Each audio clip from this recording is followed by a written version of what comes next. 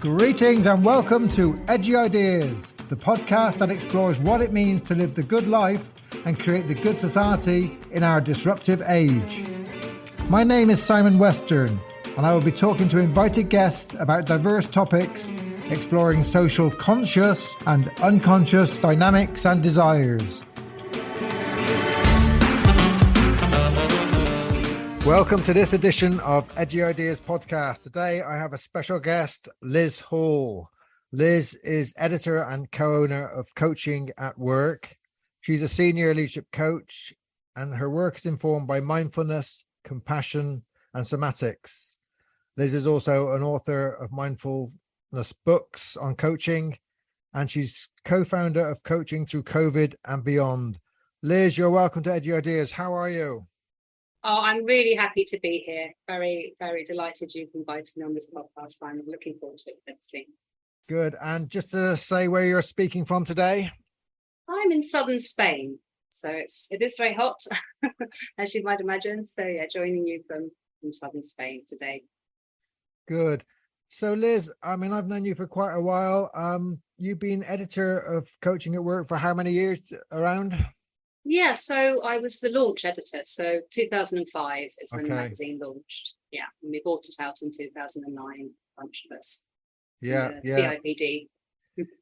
Well, it's a great read, and it's really important in coaching. So today I'd really like to explore some of the themes around coaching, which you've seen over the years through that work, because you kind of interview and you engage so many kind of coaches across the world. What's your kind of big picture of coaching at the moment? What's going on, do you think? Yeah, I mean, I think we're still seeing coaching being very well thought of, and this is growing globally. So I don't think we've seen any tail off with that. Obviously, with economic struggles, what we do see, I think, is individual coaches sometimes struggling to make ends meet. But I think for some time it's been a case of coaches having a portfolio, so they won't just do coaching clients. A lot of people will also have training. They'll be offering all sorts of other bits, leadership development, what have you. So I think we're seeing more of that in the current climate. So that's, I think, one trend. We're not seeing coaching continue to grow, but it's not that easy, and there's still a lot of coaches coming onto the market. So that's Yeah. I mean, it's a really full market. I mean, there's that many coaching and development courses and trainings, including my own, in the market. Exactly. Lots to choose from, which is good. So I think that idea of coaches being better able to select what suits them, how they show up, who are they, and what courses might help them bring that to the fore. I think that's very much the case. But yeah. And do you see any major trends in coaching? I mean, there's I think mindfulness is your specialty is growing. I've kind of noted that. What other trends have you seen happening in coaching? So I think we're seeing internal coaching just growing and growing and growing, and off the back of that, as organisations get more sophisticated, we're seeing more internal coaching supervision, more internal evaluation, all the rest of it. So I think as organisations are getting much more nuanced in terms of what they're doing with internal coaching, which does offer opportunities for individual practitioners to come in and support them in doing that. So I think we thought there might be a tail off in work, but it hasn't actually come to be, because there's often a blend of external plus internal. But that continues to be the case. So I think organisations in the past were very much waiting to take the lead from accreditation bodies and all the rest of it, whereas now they're key players, and some really wonderful work being done. So for example, from NatWest, Nick, whose surname is escaping me right this moment, but Nick from NatWest. So wonderful work being done in organisations these days. Yeah, that's interesting. I'm wondering, when coaching first started, I kind of was really interested in watching, being a therapist. I was watching coaching grow, and I initially thought it was going to be a fad. I thought it was going to be like it would peak and then it would kind of drop off, and it would have a kind of a low level impact, like a lot of other kind of leadership development fads. But it's not. It's like it grew and it grew and it grew, and it kind of it's either stabilized or slowly continued to grow. And what sense can we make of that? Why is coaching so necessary? And it's interesting what you're saying, because I too wondered if it was a fad, because running a magazine, having to curate content, I thought, I'm going to run out of things to write about and to source from other people, but there's always something new around the corner. So I think, why is coaching? I think partly because it does keep reinventing itself in the same way as therapy. So there'll be new things coming through, or coaching professionals suddenly realize that there's something in therapy that could be really useful. So it could be, for example, dialectical behavioural therapy, now being sort of adapted for the coaching field, etc., etc. So there's lots of different sources of new material or repurposed material that is of interest. But I think the world is in a mess, as we know, and people are crying out for some way to be supported to make sense of that. Therapy is wonderful. I have therapy, but it's not for everyone for various reasons. They may not see themselves as being, that being right for them. And coaching can step. I'm very, very up for sort of this. Ernesto Spinelli talked about that fuzzy line between coaching and therapy. Yes, yeah. And so I'm all about that. I think that if we say that we can't coach someone who's got issues and all the rest of it, then that is absolutely ludicrous, because everyone's kind of struggling, it seems.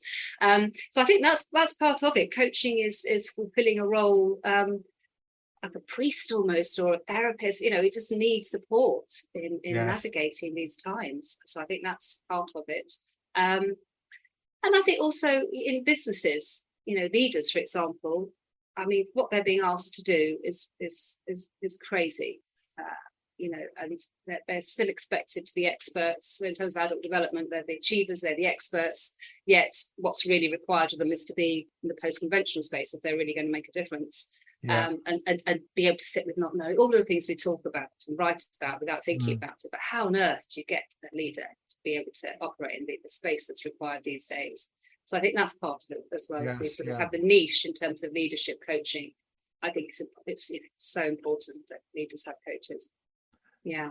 No, I think that's important. There's a couple of things that came to my mind. I mean, in my coaching and mentoring critical textbook, I try and trace a history of coaching, and I go right back to sort of pre-modern times, ancient times, and thinking about shamans and healers and really recognizing that coaching is not kind of a new invention. It's kind of part of a trajectory, and it grew out of these. Then there was spiritual direction, there was kind of a mentoring, and then there was therapy and psychoanalysis, and then different forms of therapy.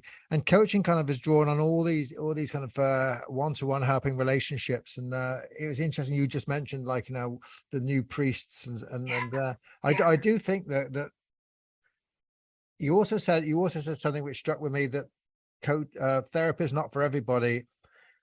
And a lot of people in the workplace who have very driven, very successful, like therapy it was really known for people who had problems. You went to therapy to kind of if you had relationship problems, or if you had kind of concerns, patterns in your life you weren't happy with.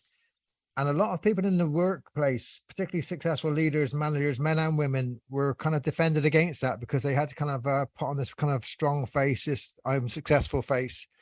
And I think coaches managed to touch those people who wouldn't go to therapy, because it was like acknowledging that they were kind of challenged, but do go to coaching. And I think it's been really important there. Absolutely, totally agree. And I think when I say therapy is not for everyone, I think therapy can help so many people. It's just that they don't necessarily want to, they don't see themselves as that being for them. So absolutely, I think it's had a huge impact with all sorts of people who would never have thought they needed the support. And then you mentioned work, and the workplace has changed. I mean, managers used to get trained to kind of do the finances, to control, to do stuff, and now so much relationship work, emotional work. I mean, to be a manager, to be a leader these days, you receive projections, there's emotions in the workplace. I know, right? Who knew? Emotions, but thought we had to leave them at the door, Which we did in the 1950s. Like we did. Yeah. But absolutely, there's a lot for them to contend with, definitely. And with the new generation coming in, even more so.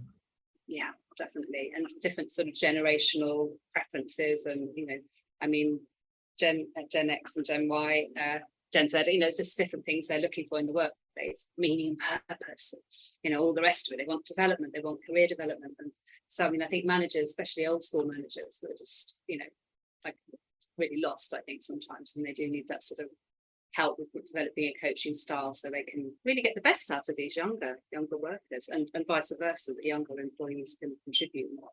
So Absolutely. I think it's that going on as well. Yeah. So it's alive and it's well. And what about your work, Liz? Tell me about your work, your coaching work. You talk about mindfulness and somatics. Tell us a bit about your personal practice. Yeah, so I've written about this in my books, but I discovered mindfulness when I was a sort of working single mum, writing about work-life balance and all that kind of stuff. So I was writing for HR and business publications, as well as nationals, but sort of there I was really struggling personally, tearing my hair out, writing about work-life balance, which is quite ironic. But a friend of mine talked to me about mindfulness, and I really loved the idea at that time, because I didn't have any time, so I had a young baby, but I didn't have to go off on a retreat or anything like that. I could start to sort of be mindful in what I was doing. So I kind of fell in love with it then and started researching different ways of learning about mindfulness, including through Buddhism. But for a while, I was, as were many other people, a closet meditator, because there I was sort of starting to run this coaching magazine and starting to work as a coach. And then I had my secret mindfulness practice, because you just didn't sort of mention this in business circles. It was very fluffy and spiritual with I don't know which, whether it be a capital or lowercase, but, it was deemed to be something just for the spiritual setting, if we can separate secular and spiritual, which I don't think we can. But it was a strange time, and you'd go to a conference and come across someone else who meditated or whatever, someone else, right, let's just talk about that, shall we? Secret sort of members of these clubs, and then it started to become more mainstream. But I think in those early days, my fascination, because I started to think, well, if it's benefiting me, I'm sure it will benefit my clients. I started to kind of weave it into some of my coaching, but there wasn't that much written about it, which was what prompted me to write my first book, which was Mindful Coaching.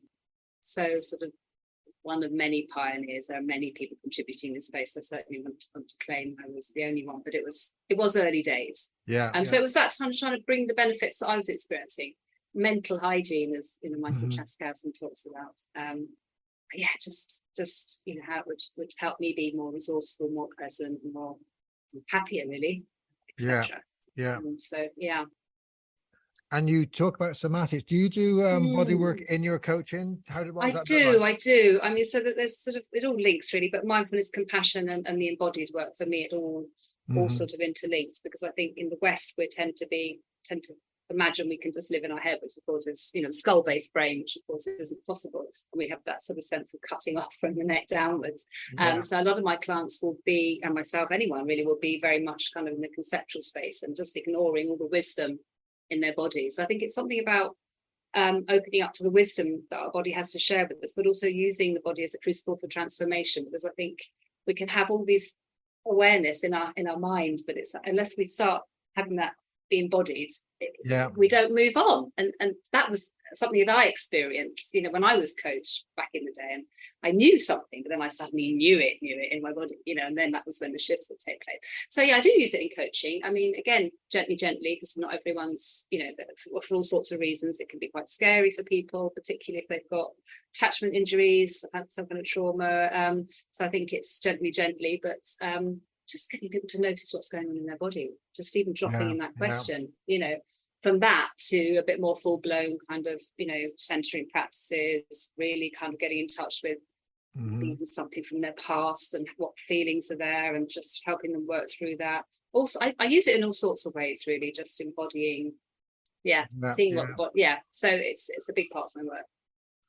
Yeah, the body is hugely important. I'm working more and more in that space, and in my coaching courses I now talk about composting and weaving rather than reflecting, because reflecting is like a cognitive thing you do. You go away and you think, and of course thinking is very important, but also the body holds so much. It holds the unconscious, it holds the emotions, it holds the tensions, so when we do composting, we get people to kind of wander around, go into the outside if they can, get some air, move their bodies, and it shifts something. It's really, really important, and just kind of that awareness is kind of hugely important.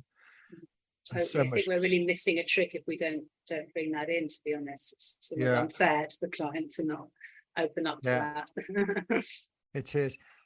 I'm a critical theorist, and a lot of the critical kind of work on coaching and mindfulness, and they pose a question: are we just kind of patching people up and putting them back into kind of the workplace to be more productive? Is it just kind of using spirituality instrumentally? Is it kind of stealing from Buddhism just to kind of make Microsoft more wealthy?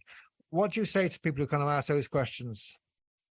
Well, I love that those questions are being asked, to be honest. That whole idea, mindfulness, I think it's been dubbed, hasn't it, by one author.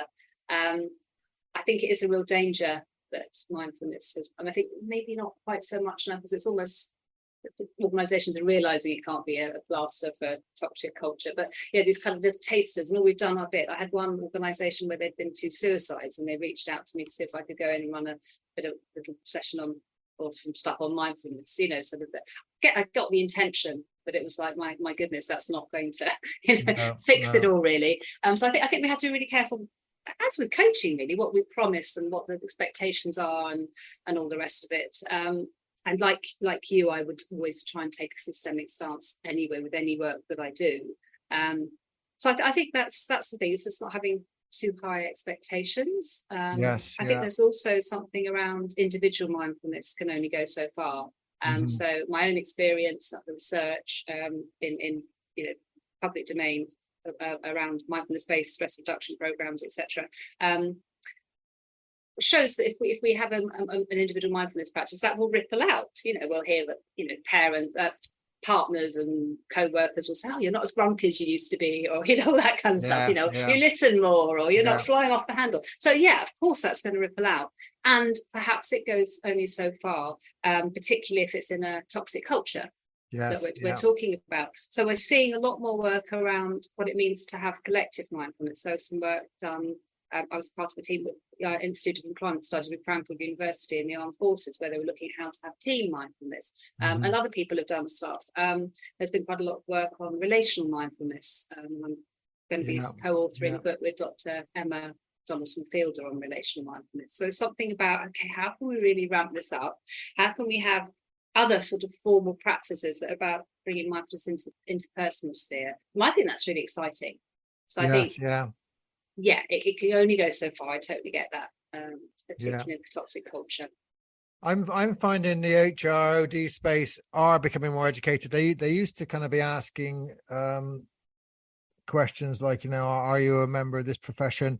And now they're kind of asking more questions about how does this impact beyond the individual? How can we and I'm doing some really interesting work where we put a number of coaches into an organization, and then we, without breaking confidentiality, we harvest the themes which come back, and we feed those themes back into the system. So you've got this individual personal support and development going on, and you've got the systemic piece. You're saying, like, there's some key themes. 10 of the people are talking about kind of a bullying culture here. We need to notice this. Needs to be some structural changes, and that to me is like a really powerful coaching work. And then you do some team coaching as well, and you share stuff. So mixing the individual, the team, and the system, I think is really kind of the future direction of coaching. Well, I hope so. Yeah, absolutely agree. And I think when I talked earlier about the more sophisticated organizations, they were doing that. They were harvesting the common themes, but loads of organizations weren't doing that. No. So I think the fact that it's starting to become a bit more commonplace, that makes sense, right? It totally does. And maybe even beyond. So that's got a system in terms of the organisation, but there's beyond as well, isn't there? Climate, agenda, all that kind of stuff. Yeah. Absolutely. I mean, it's huge. And the other thing I'm working with OD and HR people on is like the word coaching means an awful lot of things, as you and I both know. And people can show up as coaches with a huge variety of experience and ideas. Even the idea about what coaching is, I'm talking about that in a conference, Animus conference in a week's time, and it's questioning the idea. They're talking about kind of a transformational coaching, and they've invited me in to be a critical thinker because I critique the idea of transformational coaching. And it's like, asking the questions, what idea do we have in our minds when we think about coaching? Because often the HR person has a different idea to the coach, who has a different idea to the client. Absolutely. Yeah, I think it's so important, isn't it, to bottom out what we mean. I think we're better at doing that in an individual coaching session. Oh, Yeah, let's yeah. explore what you, but maybe not so good at doing it in that wider space. And it's so important, so important. It Yeah, is, and if you think about collecting the information off different coaches, you know, if you've got one coach who's a positive psychology coach, if you've got another who's a CBT coach, if you've got another who's from a different frame, you know, they're going to have quite different conversations, and they're going to go in different directions. So really, kind of trying to understand how coaches kind of are working systemically, I think is really key to the future of coaching. yeah, absolutely. And I think, you know, we know that the people who are procuring coaching, they should be asking how the coach actually does their work, you know, how they individually, you know, what informs them and all the rest of it. But I think that should definitely be one of the questions too, shouldn't it? Sort of what are you doing systemically? How do you bring this to life systemically? So, Yeah. And asking the coaching, are they getting supervision? Because are that's they another getting big one. supervision? Yeah, absolutely. And even are they, well, you wouldn't want to say this, but are they weaving? Are they composting? Are they putting aside time for reflection? You know, That's aside right. from supervision. Yeah, no, it's an interesting times we live in. Yeah, I mean, for me, that's like to know whether a coach is going to be working well, asking those questions is more important than if they kind of tick the box to get a professional accreditation, because that can mean a lot of hours put in. But like, to really know what personal development they're doing, what reflection they're doing, what supervision they're doing, what kind of ongoing training they're doing, that tells you a lot about the coach. Exactly. Can you tell us something about your you started a not-for-profit coaching through COVID and beyond? Can you tell me about what that's about, and kind of why you did that? Yeah, so myself, Mark McMordy, Lindsay Wittenberg, and Carol Oswell. It was well, the pandemic hit basically, and Mark McMordy put out a post on LinkedIn saying, "What can we do as coaches?" And the four of us got together, and then others joined as well, and set up this not-for-profit just to see what we could do to help, really. And so what we did was we ended up delivering more than, at last count, it was more than 500 sort of coaching assignments. So, you know, coaching engagements. But no, it's much more than that now. I think it went up to 600 and so. But yeah, basically offering coaching to anybody at any level. So porters, nurses, you know, weren't being hierarchical about it. We were really careful to recruit coaches who, I mean, I absolutely get what you're saying. But to kind of make sure there was a checklist in terms of they were definitely getting supervision, they were a member of a accrediting body, etc., etc., etc. So that we had some. What we wanted was, as Clutterbot would talk about, the mature eclectic coaches who could work with trauma, really, because we didn't know what was going to show up. We didn't know what people had been going through. They weren't all on the front line, but some were. So, you know, this kind of idea that they had to be psychologically informed, etc., etc., etc., know when they needed to go off and get support. We ran a whole bunch of CPD for the coaches, have a really strong community with like trauma-based coaching, or, you know, diversity inclusion, etc., etc. So what we hadn't really thought about was how much we would get out of it. The joy and, you know, learning was immense. So it was a wonderful experience, really, for so many of us. But the main thing was that in terms of what the impact was, we've done some evaluation recently, and yeah, really blown away with. I mean, the NHS is huge. We could have touched a lot of people, but it was wonderful to at least done that. Yeah. Have you written anything up, or are you going to write anything up? I'd be very interested to read. I'm sure my listeners would. I will send something. We did write up an article in Coaching at Work about a year ago, which looked at where we got to at that point, and we're going to be writing up the results of the evaluation.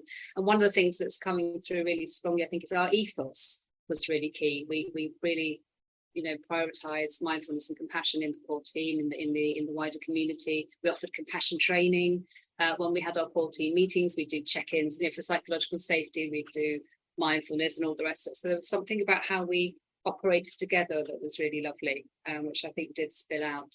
So we talked about toxic cultures. I like to think ours wasn't toxic culture, that people could speak up, and, you know, because we had a series of volunteers coming and going, so it was really important to keep that going. But really happy to send a link to that article that appeared in Coaching at Work. It's normally for subscribers, the magazine, but that one we have made publicly available, and to keep you posted for anything else that we write.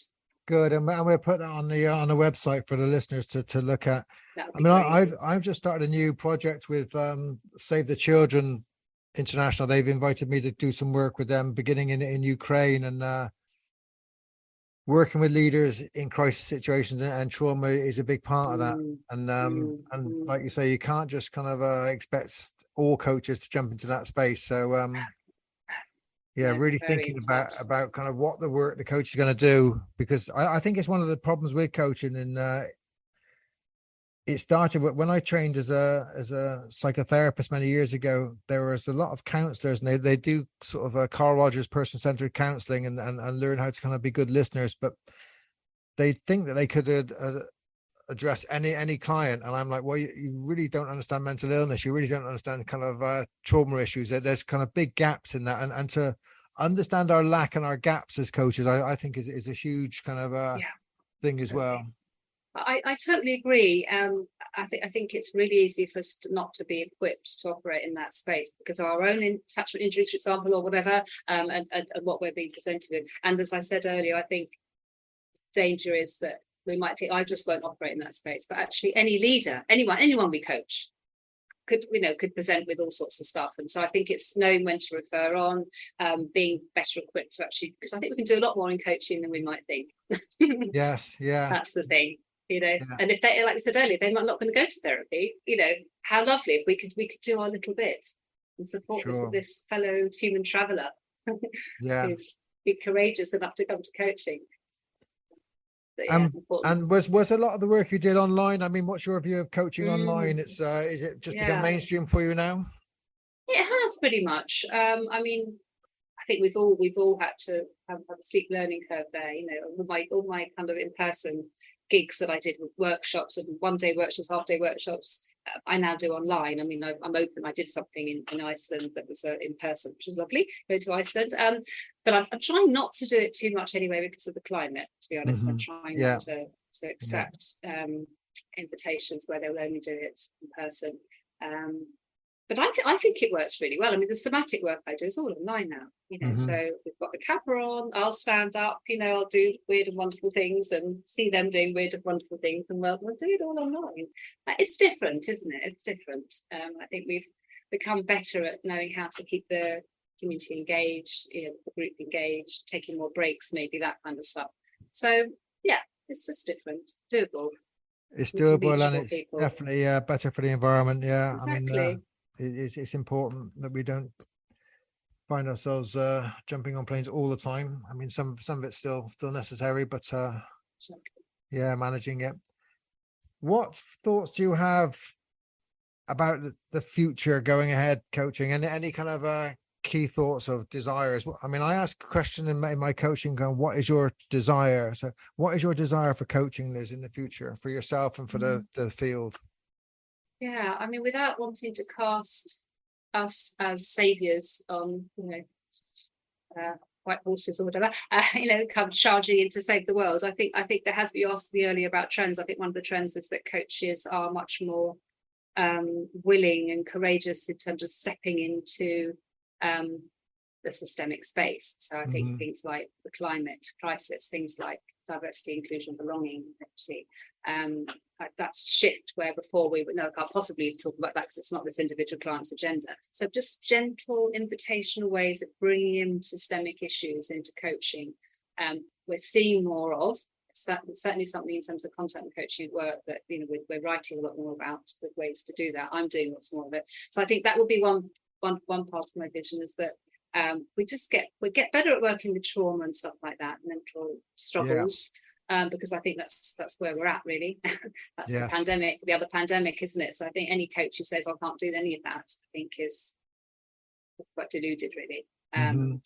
So I think that's one part of it, and then being much better able to play our part. And it's just one small part, of course it is, but play our part as a profession. So the profession itself, the bodies, the individual coaches, coach training bodies, play our part in addressing the systemic issues of our times. So I think that's one big part of it, really. What else? I'm a bit of a sort of, I wouldn't say, I'm not very tech savvy. But I get excited vicariously of all the wonderful things that have become possible in the digital space to get coaching to reach more people all over the world and be less, less only available for the sort of executives and so on. So I think that's exciting. So my vision would be probably not me, but for others to really run with that and make a huge difference, because it is exciting. I just it doesn't quite float my boat. Maybe it will one day. Well, it's the future. I mean, it's whether we like it or not, it's so interesting how there was such a resistance for therapists and coaches and counselors to kind of work online, and then the COVID came, and I have psychoanalysts who wouldn't even dream, it was kind of really breaking all the taboos, you have to come and lie on the couch, and they were like, wow, this works.